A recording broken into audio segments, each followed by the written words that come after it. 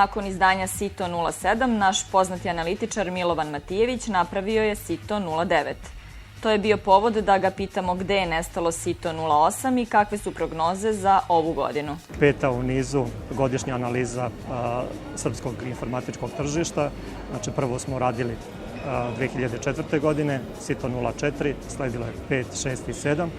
Preskočili smo Sito 08 i ovo je nova publikacija Sito 09. Mogli bi da kažemo da je Sito 08 preskočen u ovom nizu. Međutim, dali smo prednost ovoj publikaciji Sito 09 iz razloga što je segment očekivanja i prognoza za 2009. godinu nešto čemu smo dali prednost i što nije ranije bilo prisutno u našim publikacijama u ovom obliku. Koncept je ostao očuvan u tom smislu da dajemo analizu za prethodnu godinu.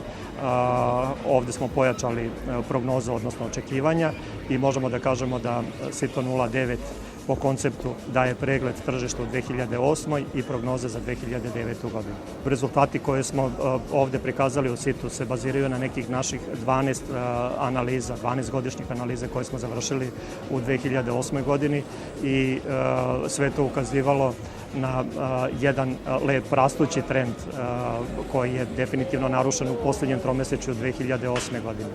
Tako da od poslednjeg tromesečja 2008. godine, gde je zabeležen dramatičan pad posla, koji se preselio i na prvo tromesečje u 2009. godini, sad imamo da kažemo i u psihološkom segmentu. Znači, imamo jake indikatore u poslovnom smislu koji pokazuju da posao pada, ali imamo u psihološkom smislu pojačanu apatiju menadžera, rukovodioca IT preduzeća koji su svesni da još u naredna 2 kvartala niske sezone očekuje dosta iskušenja. Jedino pozitivno za korisnike IT je da informatička rešenja nikad nisu bila jeftinija i kvalitetnija.